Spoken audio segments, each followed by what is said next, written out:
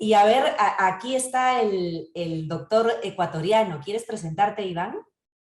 Doctor, muy buenas tardes, un gusto conocerlo y bueno, soy de Ecuador, de la provincia de La Suay, entonces siempre un gusto tener esta clase de invitados. Para nosotros es un placer y agradecerle infinitamente por haber aceptado nuestra invitación. Saludos desde Ecuador y un abrazo.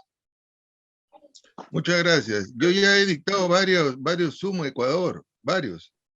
A la Sociedad Ecuatoriana de Geriatría también he participado y de una universidad ecuatoriana también, sí, ya. Y conozco a algunos colegas y amigos ecuatorianos, tanto de geriatría como de servicio social, y hemos coincidido por ahí en algunos cursos antes de la pandemia, ¿no? Hemos coincidido en Uruguay, en Colombia, etcétera. En nuestra maestría, doctor, son 7 compañeros, casi todos médicos de Ecuador. Hay gente también de provincia, de aquí del Perú, y gente de Lima, ¿no? De diferentes carreras. Nuestra otra compañera es Ana. ¿Quieres presentarte, Ana?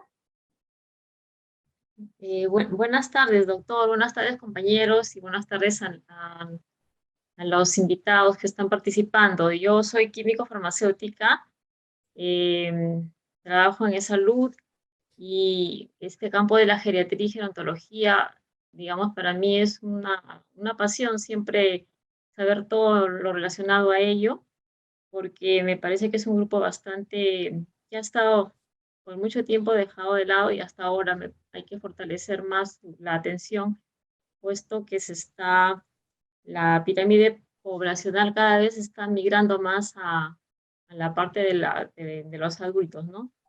Y un gusto tenerlo con nosotros, doctor Sandoval, y muchas gracias por el tiempo que nos está brindando. Yo también, muchas gracias, Ana. Yo también trabajo en salud, en el hospital de Angamos, y efectivamente la geriatría es una disciplina, o sea, la gerontología es una disciplina que es muy importante en todas las especialidades, porque todos vamos a trabajar con personas adultas mayores, independientemente de la profesión.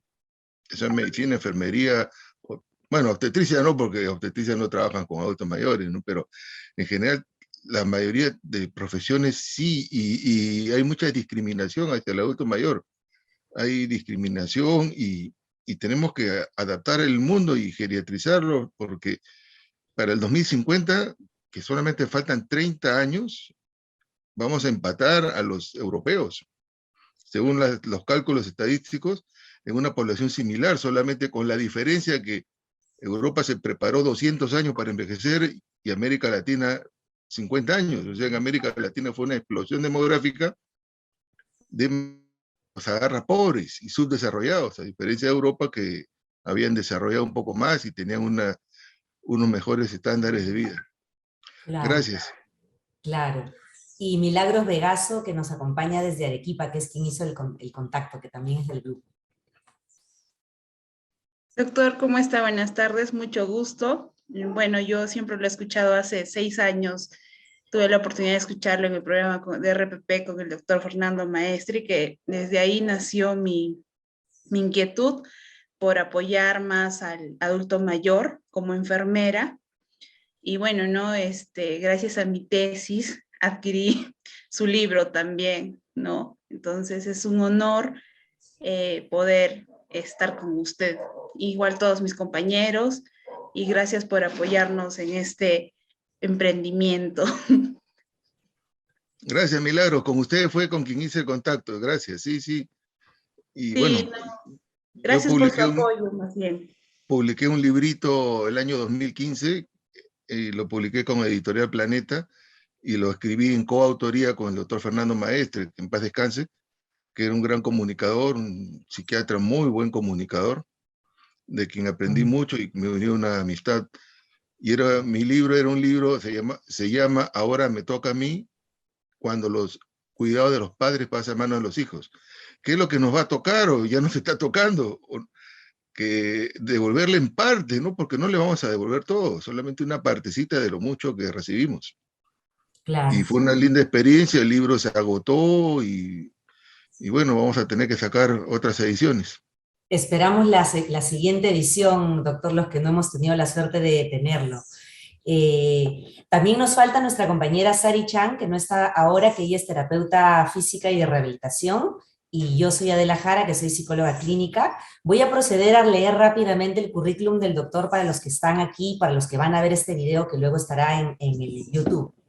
El doctor Carlos Sandoval Cáceres es médico cirujano egresado de la Universidad Nacional Mayor de San Marcos, especialista en geriatría por la Universidad Nacional Mayor de San Marcos, médico geriatra del Hospital Suárez, Angamos, de Salud, presidente del Comité de Capacitación del Hospital Suárez, Angamos, de Salud, profesor de farmacología y geriatría en la Universidad de San Martín de Porres, profesor de geriatría de la Universidad Norbert Wiener, profesor del Diplomado de Bioética de la Universidad San Juan Bautista, miembro del Comité del Residentado Médico de Geriatría de las Universidades Nacional Mayor de San Marcos y Ricardo Palma, ex profesor de Fisiopatología de la Universidad Continental de Huancayo, editor internacional de la revista The Journal of Latin American Geriatric, presidente del Comité de Ética de la Red Desconcentrada Rebagliati, miembro de la Sociedad Peruana de Geriatría, miembro de la Academia Latinoamericana de Geriatría y, como nos dijo hace un momento, autor de libros Ahora me toca a mí, de 2015, La enfermedad del olvido, 2016, El ABC del Alzheimer, 2019.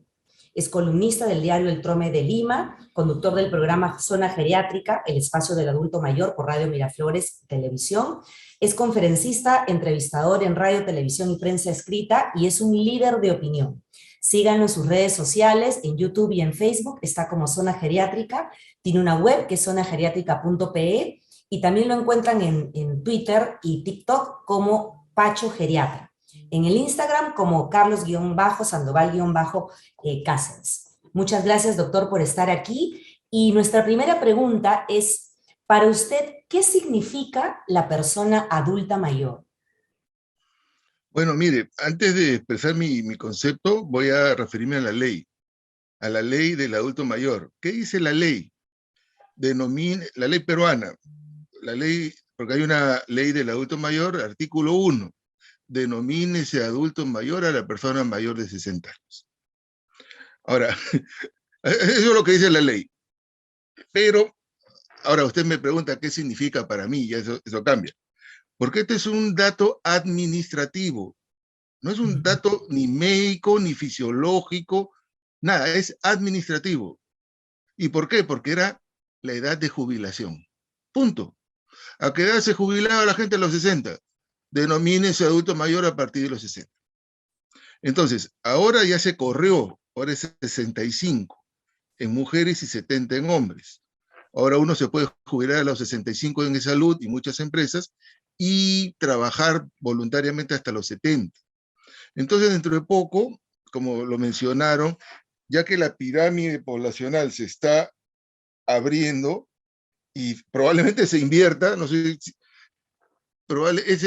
ese dato administrativo va a cambiar y el adulto mayor va a ser a partir de los 70. Entonces, es un dato administrativo.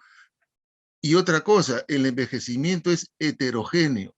No todas las personas envejecen igual. Hay personas que envejecen, llegan a los 80 años en excelentes condiciones. Manejan auto, trabajan, se enamoran, escriben, tienen un buen ejemplo. Nos guste o no, nos caiga bien o no. A mí no me cae bien, pero lo pongo de ejemplo. El señor Sagasti, el presidente anterior, tenía 80 años. Y mírenlo, parado, bien arreglado, bien en la corbata. Nos caiga bien o no, es un buen ejemplo. Llegó a los 80 años ocupando el cargo más importante de un país, que es la presidencia. Entonces es un ejemplo de envejecimiento exitoso. Y sin embargo hay personas que envejecen mal, a los 60 años están postrados, con diálisis, con pañal, amputados, ciegos, porque tuvieron una artritis reumatoidea de jóvenes y la trataron mal, porque tuvieron diabetes jóvenes y no se controlaron bien, etcétera, etcétera. Entonces, para mí es un valor administrativo, nuevamente, y no hay una definición. Ahora, envejecimiento, hablando de médicamente, es la disminución de la efectividad molecular, porque todo va a la molécula. La molécula altera el núcleo altera la célula altera el tejido altera el órgano altera el sistema altera el organismo. Entonces, falla el sistema respiratorio, falla el sistema renal, falla el sistema cardiovascular, y entonces uno empieza a sufrir del corazón, de los pulmones, etc. Entonces, no hay un concepto así a rajatabla en lo que se refiere a adulto mayor y envejecimiento. Doctor, y en su experiencia, es una pregunta que ahorita me ha surgido con lo que usted dice. En las familias que usted ha seguido desde los inicios de su carrera, ¿el envejecimiento saludable ha sido como parte de los valores, las costumbres de determinadas familias? ¿O ha visto que el hermano tal envejece de manera no saludable y el otro hermano envejece de manera saludable? ¿Qué ha visto usted en las familias, en el envejecimiento de hermanos, por ejemplo? 3 factores.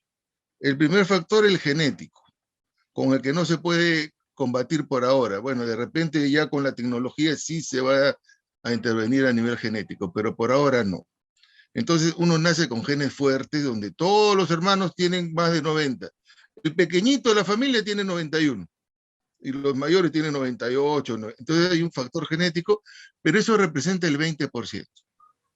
Otro factor importante, los hábitos, los buenos y los malos. Obviamente, aplicar los buenos, como la buena dieta, el deporte, el sueño, todo lo que es positivo, y evitar los malos. El alcohol, las drogas, el exceso de medicina, la vida sedentaria. Y un tercer factor que determina mucho el envejecimiento se llama determinantes sociales. ¿Qué son los determinantes sociales? Son el lugar donde nos tocó nacer. Si nosotros vemos el capítulo de demografía, que me imagino que lo habrán revisado, vamos a ver de que la esperanza de vida es diferente en cada país. Y dentro de cada país, en cada región. En el Perú, ¿qué va a hacer que un país envejezca? 2 cosas. Aumento de la esperanza de vida y disminución de la tasa de natalidad. Entonces, donde se viva más y se nazca menos. Estadísticamente, esto no es opinión, esto es INEI, Instituto Nacional de Estadística. ¿Dónde se vive más? Lima y Callao. 80 años de esperanza de vida al nacer. 80 años, ya casi como Europa. Japón, 90 años. Entonces, eso tiene que ver mucho dónde te tocó nacer. ¿Cuál es el promedio nacional? 72 años. ¿Y cuál es la región? Nuestros hermanos, nuestros compatriotas de Huancavelica, Purímac y Ayacucho, trapecio amazónico. Perdón, trapecio andino. Entonces, eso se llaman determinantes sociales. Y dentro de un barrio, en Lima, por ejemplo, que hay zonas que le llamamos las zonas pitucas, donde el nivel de vida es más alto, y zonas donde están los pueblos jóvenes, las zonas más deprimidas. Entonces, en las zonas de niveles altos se vive mejor, y en las zonas se vive mejor. En las zonas económicas altas hay menos nacimientos, y en las zonas hay más bajos. Ahora, esa ya es la respuesta respondida, pero ya que usted me acaba de tocar el tema, yo les hago otra pregunta, y se las hago a ustedes. La esperanza de vida en el Perú, Lima y Callao, pero ¿dónde hay menos nacimientos? ¿Dónde está la tasa de natalidad más baja en el Perú? ¿Quién sabe? ¿Será Lima? Estadísticamente hablando, o sea, lo que diga el INEI, no lo que opina el doctor Sandoval. ¿Dónde está la tasa más baja? Acá se va a alegrar Milagros. Arequipa está segundo. Más bajo es Moquegua. Moquegua, Arequipa y Tacna. Esto es datos estadísticos. Ahora viene la pregunta, ¿por qué? Vamos a analizar, esto es gerontología pura. ¿Por qué la tasa de natalidad es más baja en Moquegua? ¿Qué pasa con los moqueguanos que no quieren reproducirse?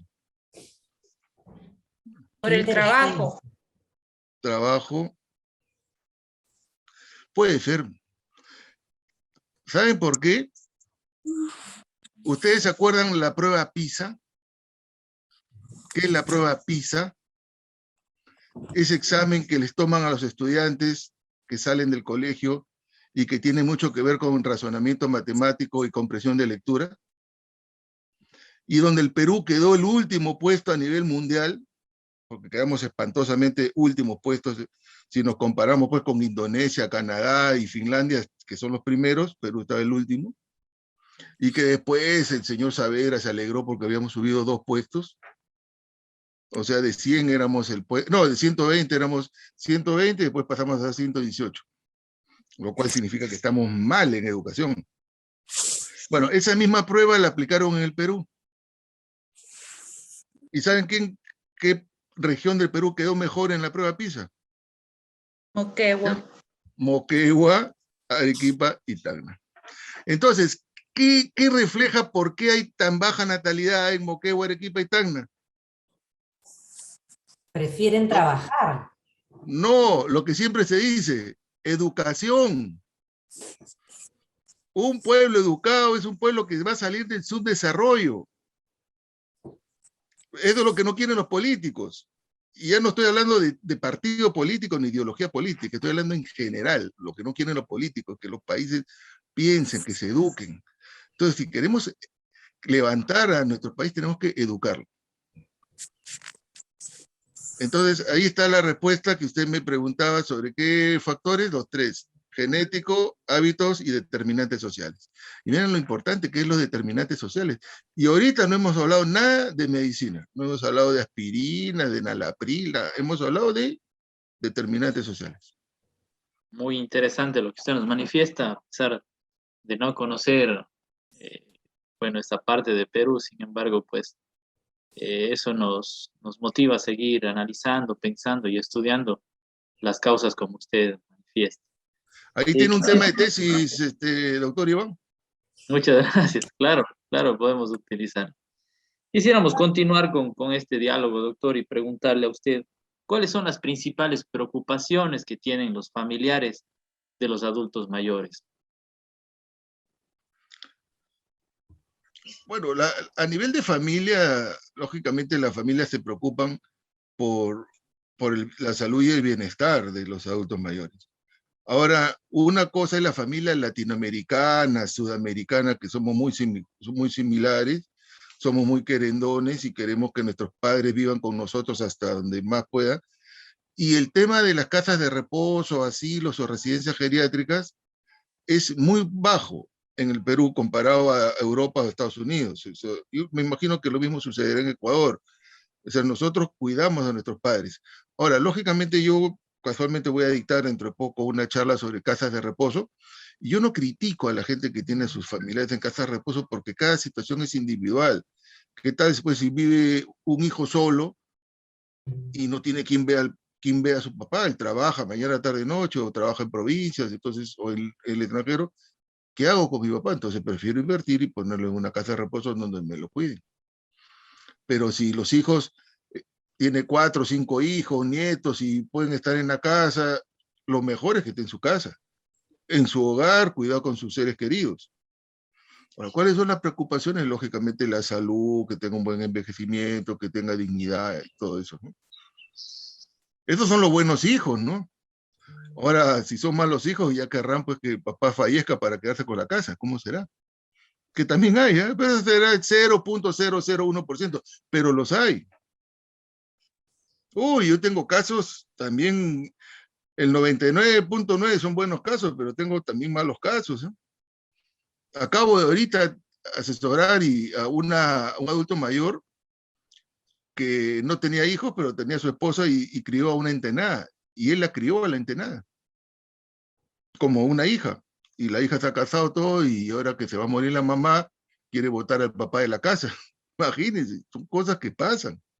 Yo le he dicho, mira, ahí tienes que ir a un abogado de familia, pues, y ir acá en el Perú hay un Ministerio de la Mujer que en teoría da asesoría, y le di la dirección del DIPAM, que es la Dirección de Población Adulta Mayor. Pero eso es el 0.01, ¿eh? No son todos, jamás yo diría, los peruanos son cosas raras, ¿no? En promedio Latinoamérica quiere a sus padres. Doctor, ¿y está relacionado al cuidado que dieron como padres? ¿Usted ve eso? Que los valores, o sea, cuando los han cuidado con amor, con valores, sin maltrato físico, sin maltrato psicológico, los hijos retribuyen ese cuidado, o sea, aprenden a cuidar. Definitivamente sí, todo esto se retribuye, ¿no? O sea, si uno siembra, cosecha, y si uno siembra buenos frutos, va a cosechar buenos frutos. Es rarísimo, pues, de que uno eh, críe a sus hijos con valores y después les falle, ¿no? Es por eso que sucede, lo mismo sucede en Estados Unidos. ¿Qué pasa en Estados Unidos? El joven a los 17 años se va de su casa y se va como algo normal. Ya mamá, ya cumplí 17 años, 18 años, me voy, me he ganado una beca a Los Ángeles, a California, a otro lado, y se va a estudiar. Y de ella no volvió más. Y los padres felices hacen su vida, lógicamente no hay un rompimiento, pero nunca más los vieron. Entonces los padres cuando llegan y son adultos mayores, solitos se van a una casa de reposo. ¿Qué les queda?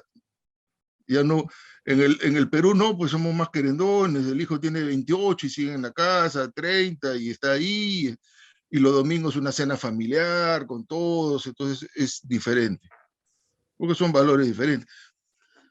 Pero bueno, en general, lo que uno cosecha siempre, ¿no? Doctor, buenas tardes. Una pregunta relacionada casi a la anterior es, ¿cuál sería el papel o el rol de la familia para dar una calidad de vida al adulto mayor? ¿No? La familia es fundamental, lógicamente. Ahora, ya la composición de la familia cambió. Antiguamente eran grandes familias y, y el rol de la mujer ha cambiado totalmente. Antiguamente, cuando no se conocían estos métodos anticonceptivos y tasas de natalidad, entonces la mujer se embarazaba a los 14, 15 años. Pregúnteles a sus abuelas. Ahora la mujer en los 70 decía cuando termine la secundaria, o en los 80, en los 90 cuando termine la universidad, y la mujer de los 2000, 2000 dice cuando termine la maestría, y se están embarazando las chicas a los 38, 39, ahora, porque el rol ha cambiado, y antiguamente la mujer se quedaba en casa, ahora la mujer, como ustedes, están haciendo maestrías y doctorados, y en algunos países, no, acá también hay directoras de hospital, ministras y rectoras y presidentas. Entonces, eso ha cambiado muchísimo. Segundo, las familias eran inmensas. 10 hijos, 8 hijos, ahora es 1 o 2, o prefieren no tenerlos. En Europa, por ejemplo, ustedes van a un parque y van a ver que está lleno de parejas con perros, paseando perros, y no tienen pocos hijos porque la tasa de natalidad está muy baja. No quieren tener hijos. Entonces, la familia es importante, pero ha cambiado. Ya no es el concepto de familia de unos años atrás al de ahora. Y el rol de la mujer ya no es el mismo de antes al de ahora. Antiguamente, inclusive está en Ricardo Palma en las tradiciones peruanas, decían el primer hijo militar, el segundo cura, el tercero monja y la cuarta se queda para cuidar a los padres. Ya era una cosa así, estructura de familia, ahora ya no, ya cambió ese concepto. Entonces, ahora, ¿qué hacen? Que generalmente, pues, la soltera era la que cuidaba a los padres, pero como ya repito, ahora la soltera trabaja. Entonces, ha cambiado muchísimo. O y la menor es la primera, la última en casarse, a veces la menor se casa antes. Entonces, pero que el rol de la familia sigue siendo fundamental porque es un apoyo, pero es diferente el concepto de ahora que el de antes. Claro. Doctor, ¿y cómo cuidar al cuidador del adulto mayor? Porque al menos cuando ya están un poco, no se valen por sí mismos, es bastante pesado, ¿no? Entonces, debe haber Muy buena, alguna... sí. muy buena pregunta. Justo ayer en mi columna El Trome, en el periódico escribí sobre el cuidador. Y escribí sobre el estrés del cuidador, porque el cuidador, por concepto, es una persona que cuida de otra. Y a veces el cuidador deja de tener vida propia por cuidar a su enfermo. Y ya no sale, no cuida, y a veces descuida. Si, por ejemplo, la cuidadora es la hija, que es casada, tiene marido y tiene hijos, entonces puede descuidar su hogar y descuidar sus hijos. Pero también el cuidador descuida su salud. Entonces ahí tiene que pedir ayuda. Y ahí entran los psicólogos, fundamental, para orientar a la familia, para trabajar con, con todos los miembros de la casa y distribuir tareas. Ahora, las tareas, a veces hay hermanos o hay hijos que dicen, no, yo soy el que más pone plata y a mí no me vengan con cosas porque yo soy el que pone la plata. Tampoco. El valor más preciado es el tiempo. ¿Quién dedica más tiempo? Y calidad de tiempo. Porque como le digo, a veces hay gente que consagra su vida. Si tienen recursos, inclusive pueden contratar un cuidador profesional, porque hay dos tipos de cuidador. El formal, que es el que se ha capacitado para ser cuidador, y que cobra un sueldo como cualquier trabajo y cobra vacaciones y incluso seguros y horario de entrada y salida, pero ese cuidador se capacitó y tiene un diploma, un certificado de cuidador, y el cuidador informal, que es el 95%, que es la misma familia. Y ese cuidador informal no tiene sueldo, no tiene horario de entrada y salida, no tiene vacaciones. Entonces ahí hay que distribuir entre todos. No podemos decirle tú vas a ser el cuidador y los demás hermanos van de visita a la casa y van a tomar lunch y piden que se sientan como si fueran visita. Todos los hijos son los mismos hijos. Y los hay, ¿eh? Les digo porque le cuento una experiencia, tenía una señora que ya lo veía que iba a explotar la mujer porque cuidaba y encima gastaba plata, ¿no? Cuesta los pañales, las medicinas, todo lo cuesta. Le digo, ¿y ustedes cuántos son? Me dijo, somos 3. Mi hermano el militar, y bueno, por mi hermano militar tiene mi mamá atención médica. Ya él dice que con eso ya cumplió. Bueno, algo por... Pero yo soy la que la baña, la que está ahí, los pañales, todo. Y el otro hermano, no, él es laico consagrado. ¿Y qué hace? Él dice que reza todas las noches por mi mamá. O sea, su función era rezar, dicen, ¿no? Porque era laico. Antes un tiempo, bueno, los laicos, ¿no? Bueno, son anécdotas que yo a veces las escribo, ¿no? Las publico, las cuento. Pero eso sería el rol de la familia y el estrés cuidador. O sea, hay que distribuir responsabilidades.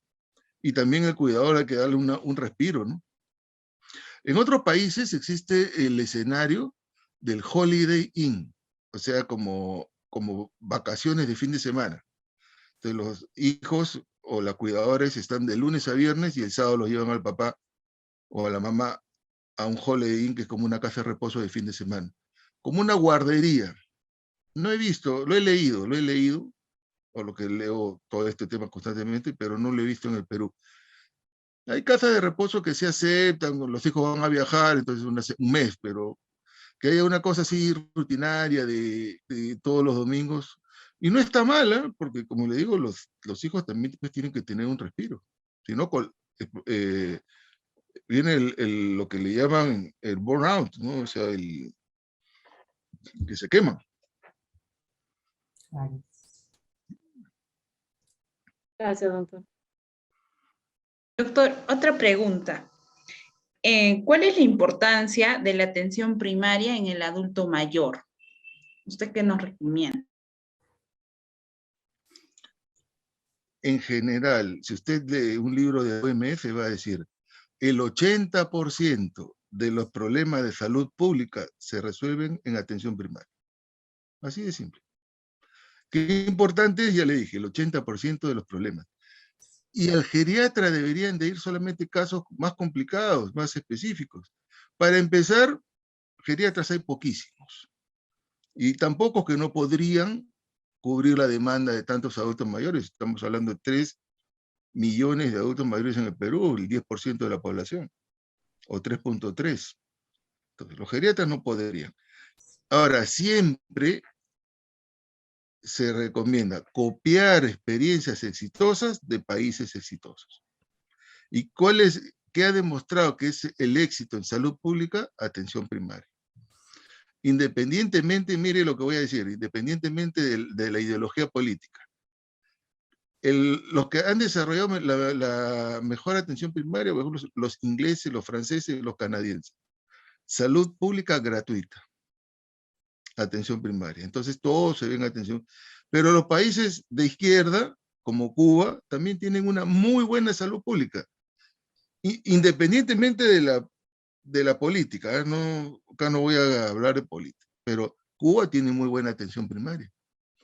Y el 80%. Entonces, es absurdo que, por ejemplo, vaya una persona a los grandes hospitales de las grandes ciudades a atenderse por una hipertensión, una diabetes. Está ocupando espacio, está quitando espacio. Pero la gente pues ve las películas de Doctor House, ve la película de Chicago Hope, Air, y cree que estamos en Estados Unidos y todo esto ven hospitales grandes, como en las películas, en las series, y quieren atenderse en el Hospital Revaliati, quieren atenderse en el INEM, en los grandes institutos. No, atención primaria, fundamental. El 80%, y el 20% ya lo manejan los especialistas. Acá, ahora, los cardiólogos, por ejemplo, los cardiólogos de hospital dicen, vayan a atención primaria. Ya cuando es la parte privada, dicen, venga para mí, porque eso sí, eso va a significar un ingreso particular, pero si es del Estado, va a decir, vayan a atención primaria.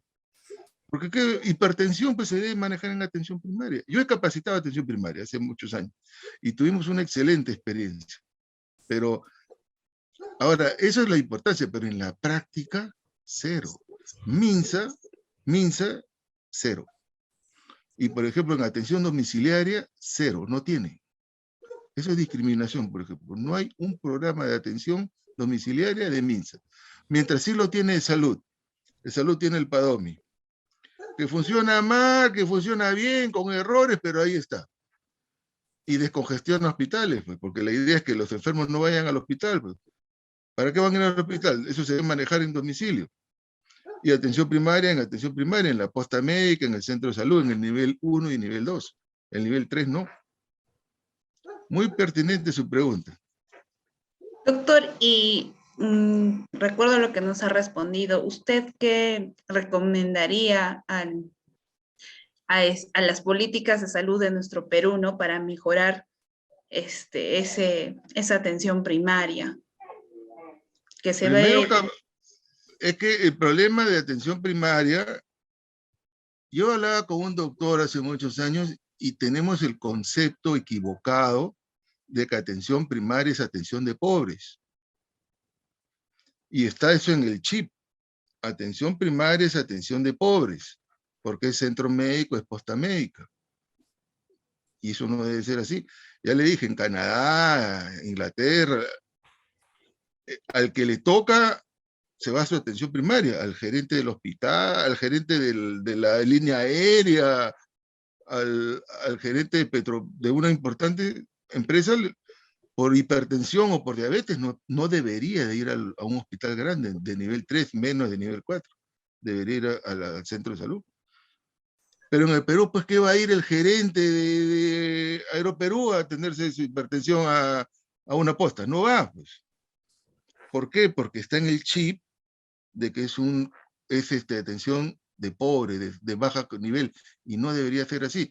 Entonces, lo que debe hacer el Estado es potenciar atención primaria y capacitar al personal profesional, médicos, enfermeras, psicología, los terapistas, a todo, y empoderarlos, como en otros países. O sea, un profesional de salud, de atención primaria, no debe sentirse menos que otro de un hospital grande. Pero acá sí, pues, lamentablemente, por nuestros prejuicios. Yo le pregunto, ¿ha visto a un gerente atendiéndose en atención primaria? No van, pues. Y le van a dar lo mismo que le van a dar en su clínica, su enalapril, su captopril, su atenolol, lo mismo. Entonces tenemos que romper el chip, pero también capacitar y empoderar a atención primaria. Gracias, doctor. Usted ha dicho algo preocupante hace un momento, ¿no? Está aumentando, o sea, sabemos que está aumentando la población que va a vivir más de 80 años y sin embargo hay pocos geriatras, pocas personas que se han especializado en geriatría y gerontología. ¿Cómo le explicamos a las personas que están invitadas y que van a ver este video cuál es la importancia de llevar a nuestros familiares al geriatra? Y más aún en época de pandemia, y más aún bueno, a partir de lo que se nos venga, que no se sabe si va a continuar la pandemia. ¿Cuál es esa importancia de llevar a nuestros adultos mayores al geriatra? Bueno, yo diría que lo lleven al médico. Ahora, si tienen la opción de llevarlo a un geriatra, que somos pocos, pero si tienen la opción, van a tener la opción de una atención especializada En prevención van a tener atención especializada en lo que se llama la valoración geriátrica. ¿Qué es la valoración geriátrica? Después de una buena valoración geriátrica, uno determina los síndromes geriátricos y determina enfermedades ocultas. El paciente, por decir, fue porque era hipertenso, pero se detectaron una serie de síndromes geriátricos. ¿Qué son los síndromes geriátricos? Son los problemas que tiene el adulto mayor que por ser tan frecuentes no los considera enfermedad.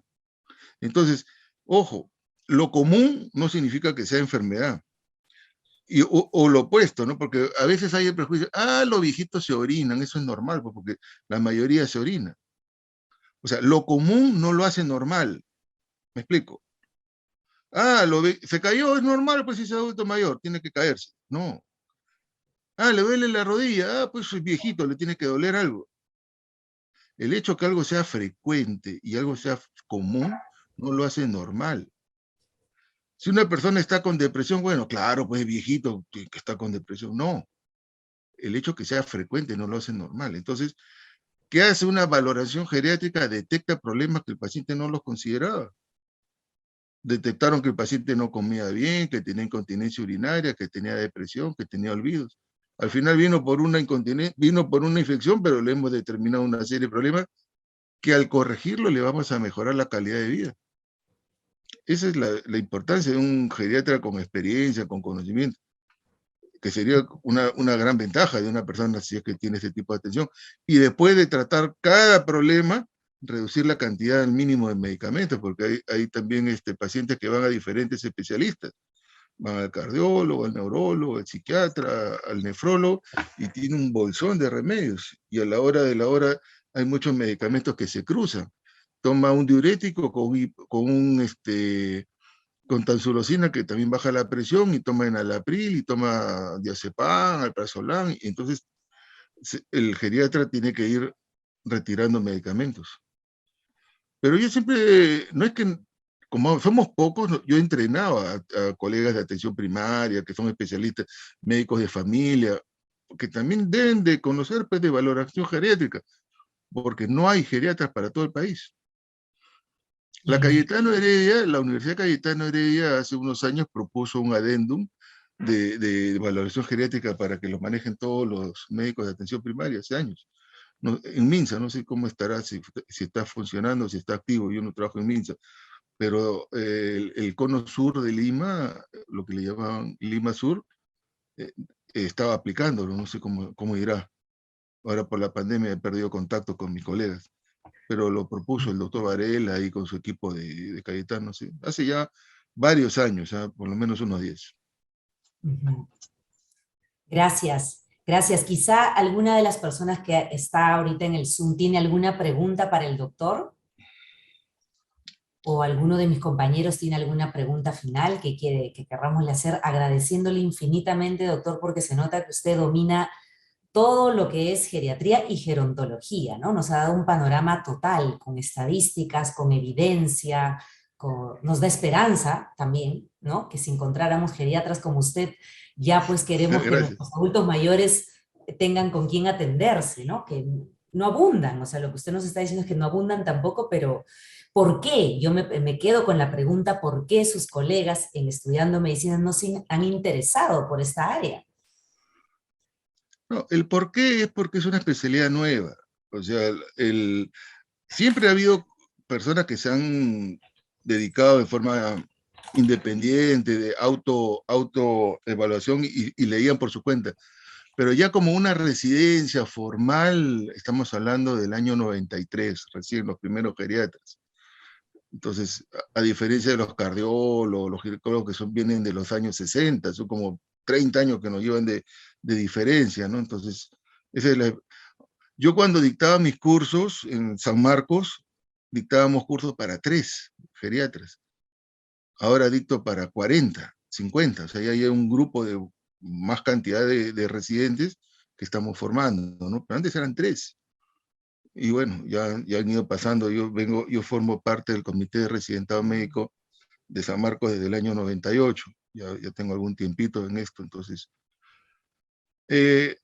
para terminar, hay un tema que también se está trabajando mucho, que es el concepto de los cuidados paliativos, que es una disciplina que tiene que ver con los últimos cuidados de calidad de vida que se le da a un enfermo terminal, cuando ya la medicina no funciona, pero sí tenemos, donde no existe esa frase, no hay nada que hacer, o sea, siempre hay algo que hacer, y si no le vamos a curar, por lo menos ofrecerle calidad de vida. ¿Y a qué viene esto? Que es un Polycherry, que hago porque el próximo mes, en marzo, vamos a publicar un manual de geriatría, manual de cuidados paliativos en el adulto mayor. Va a ser un libro gratuito que lo vamos a distribuir en físico y en PDF. Va a ser gratuito porque me lo ha financiado el laboratorio Grunenthal con edición de San Marcos, así que estén atentos y yo les pasaré el enlace o los físicos para que lo puedan leer. Es una disciplina muy interesante. Es un libro que me toca el honor de editarlo. O sea, no soy el único autor, yo he escrito un par de capítulos, pero distribuí en una serie de profesionales, no solo médicos, sino de todas las especialidades, un capítulo sobre este tema. Entonces abordamos cuidados paliativos de terapia física, terapia ocupacional, nutrición, psicología, dolor, familia, todos esos temas. Si están interesados, creo que Milagros me sigue en las redes, yo le aviso y le paso el link para que lo descarguen. Va a estar muy, muy simpático. Es un libro que vamos a distribuir gratuito. Excelente, doctor, gracias. Es un tremendo aporte con el manual de cuidados paliativos del adulto mayor, y que sea gratuito, pues extraordinario para nosotros. No sé si mis compañeros o alguien más quiere decirle algo al doctor. Doctor, no sé, unas palabras para el adulto mayor, bueno, para los familiares del adulto mayor. Usted con tanta experiencia que nos pueda dedicar también, ¿no? Por ser nuestro primer en vivo que nos puede dedicar. En principio los felicito por esta, esta actividad que están haciendo, y la idea es que haya continuidad. Constantemente inviten diferentes personas para que les conversen y sigan, porque ahora las redes pues permiten, miren, tenemos un amigo de Ecuador, de repente podemos tener otro amigo de Bolivia, de diferentes regiones, e invitar a diferentes personas. Entonces, este emprendimiento que están haciendo me parece muy bueno, los felicito. Segundo, el consejo es que todos algún día vamos a llegar a ser adultos mayores. Entonces, y los profesionales que estamos formando son los que nos van a atender a nosotros. Entonces, hazle a tu prójimo lo que quieres que te hagan, y no le hagas a tu prójimo lo que no quieres que te hagan. Porque vamos a ser adultos mayores, entonces prediquemos con el ejemplo. El ejemplo de formar, el ejemplo de hacer y el ejemplo de seguir adelante. Muchas gracias por la invitación y ha sido un gusto, cuando guste. Muchas gracias. Gracias. Muchas gracias, doctor. Gracias, doctor. Gracias por su tiempo. Gracias. Gracias, Bendiciones. doctor, una buena tarde y mucho gusto en conocerlo. Que Hasta luego. pase. Hasta luego.